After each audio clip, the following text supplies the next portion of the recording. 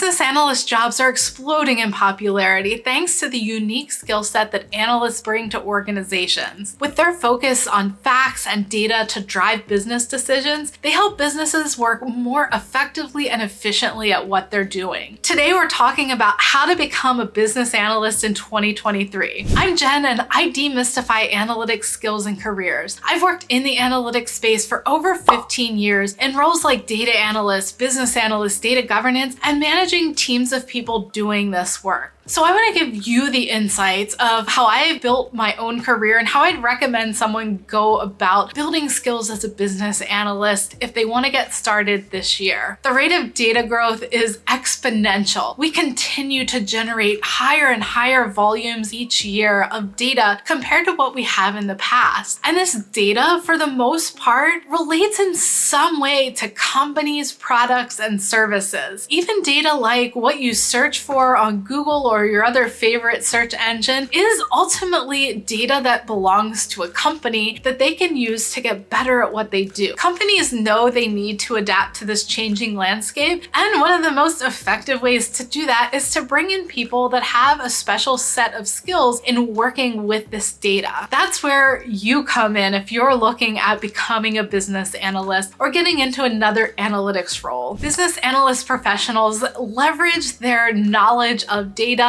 and information and processes to help businesses operate much more effective. They help to optimize setups and make sure that what's being provided through all of the work that people are doing with data and information ends up giving a productive result that can be utilized to actually solve the problem in the business that people are facing. The need for new business analysts is clear, but the path to become a business analyst isn't always so clear. Part of that's because the role is so broad. There isn't one single definition of what a business analyst does and the set of tools they use. Much like almost every other career in the sciences, things like engineering, software, other roles, there are a lot of different niches that a business analyst can work on. And the set of skills that you need for each niche may be a little bit different. But there are some common themes that run throughout every business analyst role. So let's take a look at the common job duties, the job responsibilities of a business analyst, and what that means in terms of potential skill sets that you might need. We'll look at a variety of options, but remember that the way that you approach this is probably going to be unique to you and your background. I offer one-on-one mentorship to help people break into business analyst and data analyst roles, or to help them along their journey once they're in these positions. I'll link more details down below in the video description. Whether or not you're becoming a business analyst through a career transition or you're fresh out of school and looking for your first job as a business analyst, first thing I'd recommend you do is consider what sort of specialty that you want to be in. Like I mentioned, business analyst roles vary widely from position to position. You can find business analysts that work in healthcare, and even healthcare contains a variety of different types of business analyst roles. You could find business analysts in audit, in finance, in supply chain, in marketing. Picking a niche, especially if you're transitioning from a different career, can be really helpful. And this is where I'd recommend you take the obvious route unless you really don't like the field you're in. If you want to become a business analyst and you're coming from a marketing background, you're going to be able to leverage that background better if you focus on marketing business analyst roles versus trying to target a niche where you don't know the subject matter and you're adding these new skills that you've built as a business analyst. That's not to say that you can't make a switch that's completely in a different field than what you've worked in, but consider the odds of you getting a role where you can leverage all that experience you already have. There will still be plenty of room for lateral movement into different roles, but this creates the opportunity for you to build up those more technical skills, the more business analyst specific skills in an environment where you're already knowledgeable. And then you'll have this work experience as a business analyst that you can leverage to change into a different niche. I recommend picking a business analyst specialty as a first step because it informs some of the other steps along the way. So now let's talk a little bit about business analyst skills and how that specialty or that niche might relate to what skills you choose to build. First, let's look at some of the common business analyst skills. Number one, I would say, is problem solving. At the heart of everything you're doing is you're helping the business to solve problems. This is what primarily sets a business analyst apart from a data analyst. analyst. By definition, though, there's a lot of confusion in the marketplace about these titles, and I'll link to a video that explains a little bit more as to why. But a business analyst is really focused on how can they use the work that they're doing to solve a specific business problem. A lot of times that also involves interpreting exactly what the problem is, understanding that.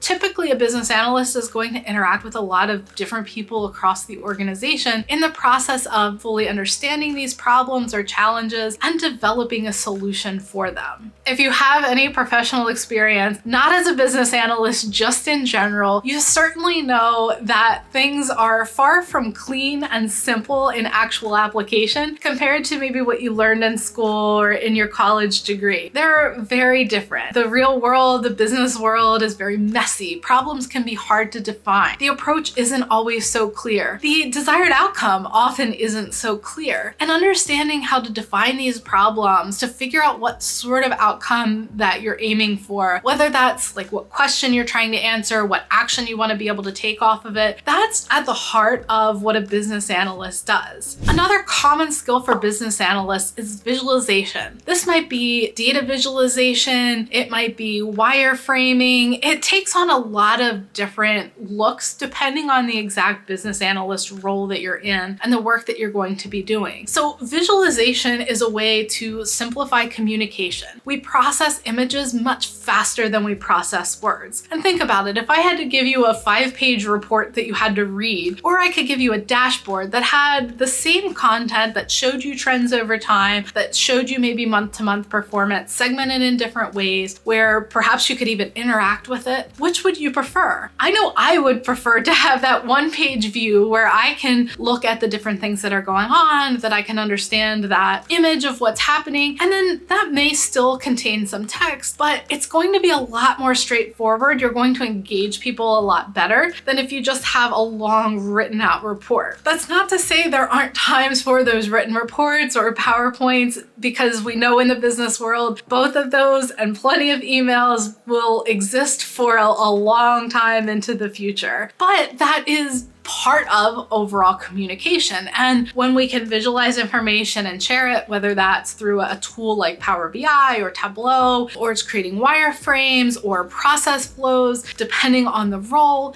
that visualization makes it easier for people to consume information and then to ideally take action on it. You'll work with a lot of different pieces of information as a business analyst, whether that's requirements that you've gathered from people, data that you've pulled from a database, maybe data that you've collected yourself by interviewing different people, which could be things like requirements, but could also even be something like a survey. You'll take this information and you'll look at distilling, extracting, and collecting data in a way that's useful. Because you're working with so much information management is a key part of what you're doing. This is building off of that last topic that we talked about, and it's really about how do you not just collect that information, but how do you share it back? How do you have a common way of documenting things so that you can share them with others? How do you make sure that people have the latest version of whatever report or project that you're working on so that they know how to take clear action off of it? This is all part of that broader idea of information management, which is going to look a little different role to role. The last business analyst skill I want to talk about is really a collection of skills, and that's what I'm going to call niche skills. This gets a lot into what your specialty is, and that could be a topic specialty like a marketing business analyst or an audit business analyst, or it could be a tool specialty. You could be a more technical business analyst that has learned skills in a tool like SQL or Python. You could also specialize in certain software. There are plenty of business analysts that work with CRMs or customer relationship management tools. And beyond this, some might specialize even further. Maybe you don't just specialize in CRMs, but you specifically specialize in Salesforce and working with Salesforce data to enable the business to do better. For some people, these niche skills seem like they're limiting their opportunities in the roles, but niche skills actually expand your opportunities, because rather than having just a really generic profile, you have expertise that's more specialized in specific areas. So while you may not qualify for every role, the roles that you are qualified for for, you're much more highly qualified for. And regardless of how amazing of a business analyst you are, no business analyst is going to know every possible combination of tools out there or every subject matter that's out there. Like I said, I've worked in this field for 15 years. I know a vast variety of different tools and languages. I have a lot of subject matter expertise in specific areas thanks to having the opportunity to work with different teams. And there are business analyst roles that I wouldn't qualify for because not every role that's out there falls even within the area of expertise that I have. And that's okay because I know the ones I am qualified for, I'm very qualified for. And the ones that I'm not, I'm okay with not knowing all of those skills. I don't need 100 tools in my set. I have a dozen, maybe even 24 tools in my skill set that I can draw on. And I know that if I need to work with them, they're ones that I can provide a lot of value when I do go to execute on them. We've talked about what skills you need as a business analyst, but the next question is, how do you build those business analyst skills? This can look different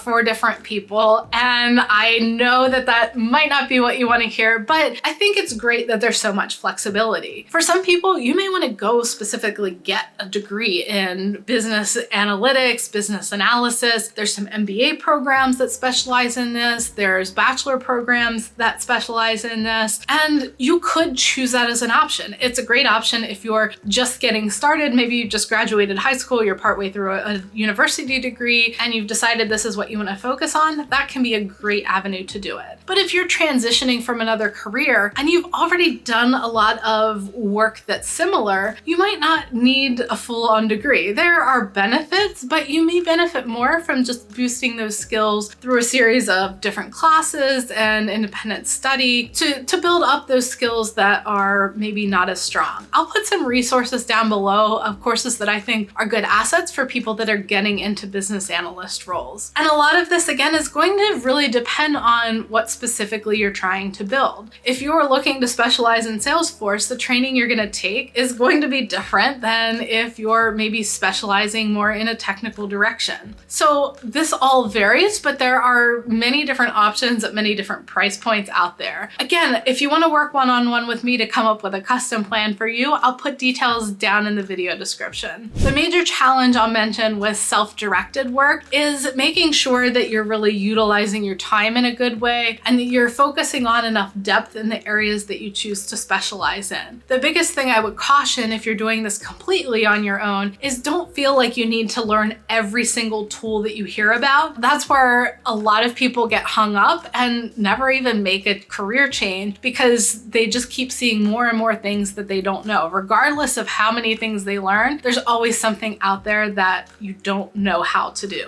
Once you've built some skills, you're probably wondering, how do I get experience as a business analyst? If you're in school, this might be a little easier. You can get internships, things like that. But if you're making a career transition, it can be a little bit more difficult. If there is a way that you can incorporate some of these skills in the work you're doing, then that is fantastic. That is ideal, that you can build off of what you're doing, bring more of an analytics flavor to it. If you don't have that opportunity, maybe you are involved in some sort of organization where you can volunteer your time, your resources to help them solve different problems, analyze different information they have. If these aren't options for you, then I would look at creating some sort of projects with open source data sets to help demonstrate your knowledge. This will give you something more then to also talk about when you get into interviews. Something that demonstrates more than just I've taken a class, which is a great first step, but really gives the show piece of showing them that you have the skills instead of just telling them that you have the skills. There is plenty more we can talk about when it comes to becoming a business analyst, but I think this video is long enough for now. If you want more information on becoming a business analyst, subscribe to the channel or leave a comment down below letting me know what type of topics you'd like to see me cover. Thanks so much for watching.